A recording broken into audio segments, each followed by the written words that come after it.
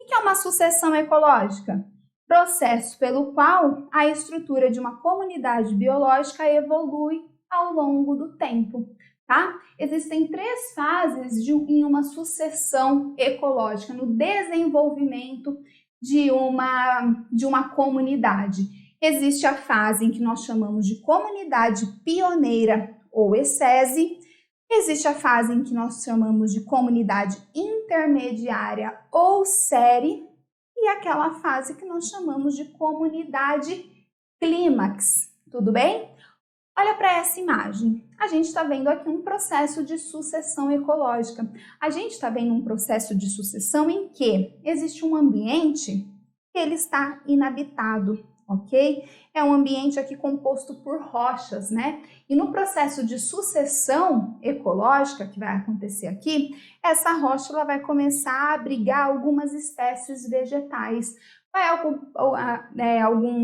algumas gramíneas, alguns líquens também vão ocupar aí essas rochas e vão começar a formar um microambiente nessas rochas. Esses organismos, eles devem ser muito resistentes, né? Eles não devem apresentar uma grande especificidade, serem muito resistentes, porque esse é um ambiente totalmente inóspito. E além disso, é um ambiente que tem intensidade solar, grande intensidade solar, chegando até aqui. Só que esses organismos começam então a modificar esse ambiente. Esse ambiente vai começar a apresentar uma certa quantidade de solo. E isso favorece que outras espécies, um pouquinho menos resistentes, comecem a chegar nesse ambiente, tá? Então, em um processo de sucessão, nós temos que os organismos pioneiros, eles são muito resistentes e pouco específicos. Conforme a gente vai tendo desenvolvimento da comunidade, nós temos que os indivíduos eles vão se tornando mais específicos, menos resistentes, eles vão se reproduzindo numa taxa mais baixa, tudo bem? E esses organismos, essa comunidade, ela vai se modificando visualmente em relação também à composição de espécies. Conforme a gente vai tendo desenvolvimento de uma comunidade, dessa sucessão ecológica, a gente vai vendo maior quantidade de espécies habitando aquele local. A gente vai vendo maior diversidade de espécies. Quando a gente chega em uma comunidade que nós chamamos de intermediárias, é possível, por exemplo, que espécies animais cheguem ali. Por que os animais não chegam juntamente com as espécies pioneiras? Porque aquele ambiente está totalmente inóspito, não tem alimento para eles, não tem abrigo para eles. Conforme a gente vai tendo desenvolvimento da comunidade, vão surgindo abrigos, vão surgindo sementes, por exemplo, vai surgindo alimento e outras espécies, tanto vegetais quanto animais, conseguem se inserir e sobreviver nesse local. Tá legal? Vamos aqui olhar, vejam aqui essa comunidade que nós chamamos de clímax. Nós temos organismos de maior porte, né? Olha a quantidade de solo presente nesse ambiente, ok? Bom, é importante que vocês conheçam características dos indivíduos que compõem as comunidades pioneiras, intermediárias e clímax, ok? Vamos lá falar sobre isso então. A comunidade pioneira ou ESESI, ela é formada por organismos tolerantes a condições adversas, eles são pouco exigentes e muito resistentes.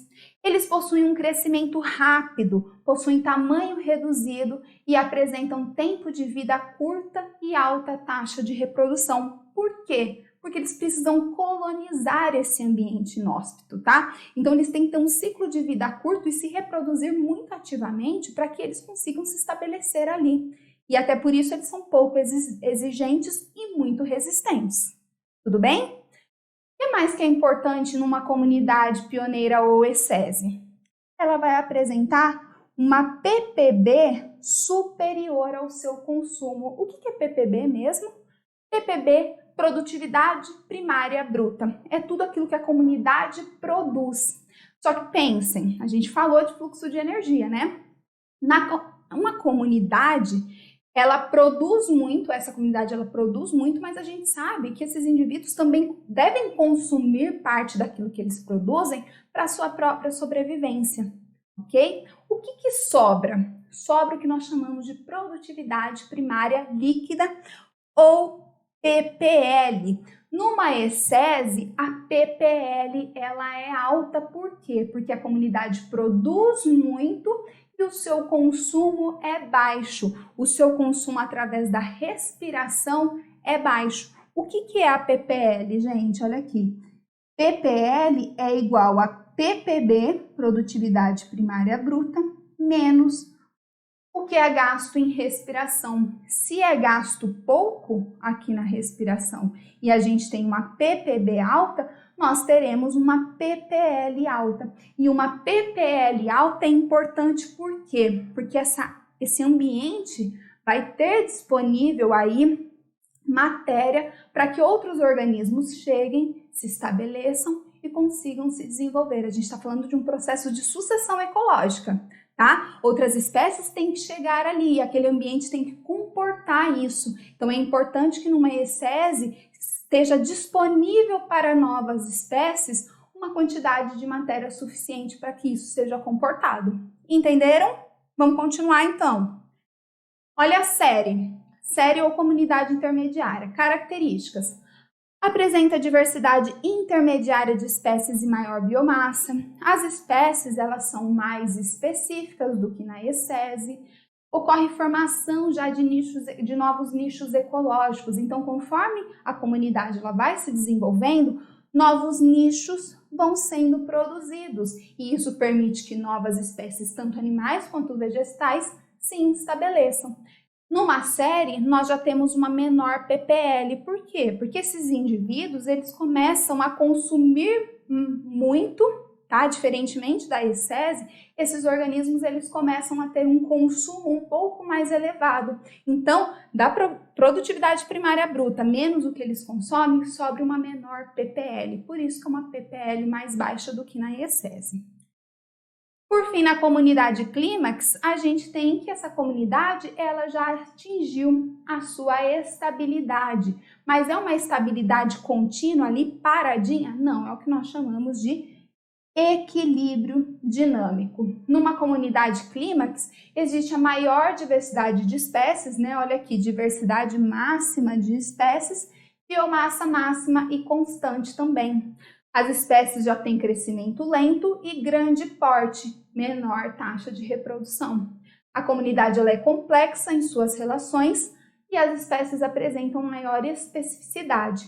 Olha aqui que é importante, a PPL é nula. Isso quer dizer que numa comunidade clímax, tudo o que a comunidade produz, ela utiliza para a sua sobrevivência e é até por isso que ela se mantém estável ou em equilíbrio dinâmico. Uma sucessão ecológica, pessoal, ela pode ser chamada de primária ou secundária. Numa sucessão primária, aliás, uma sucessão primária, ela ocorre em áreas essencialmente sem vida e nunca habitadas, tudo bem? Ou seja, um local nunca habitado, totalmente inóspito, que é composto ali por rochas, esse ambiente precisa ser totalmente modificado. Essa vai ser uma sucessão primária. A sucessão primária também pode acontecer em um local em que ocorreu derramamento de lava, ali se formaram rochas e aí vai ter que começar do zero de novo. Sucessão primária. E a sucessão secundária? Ocorre em áreas em que a comunidade anterior foi removida por processos naturais ou acidentais, mas que toda a vida e nutrientes não foram eliminados, ok? Se toda a vida e nutrientes não foram eliminados, se existe solo, se esse solo apresenta aí nutrientes, se esse solo apresenta sementes, apresenta brotos, não vai ser mais fácil dessa comunidade começar a voltar a se estabelecer? Vai ser muito mais rápido. Então, diferença entre uma comunidade primária e secundária em questão de tempo é que uma sucessão secundária acontece muito mais rapidamente, porque menor quantidade de modificações iniciais são necessárias, tá? Ela vai acontecer muito mais rápido.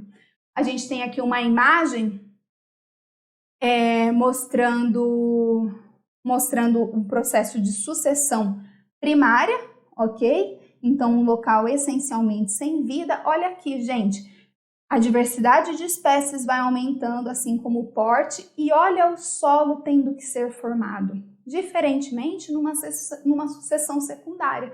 Essa sucessão secundária aqui tem como exemplo um fogo, que pode ser natural ou acidental, que aconteceu nesse local.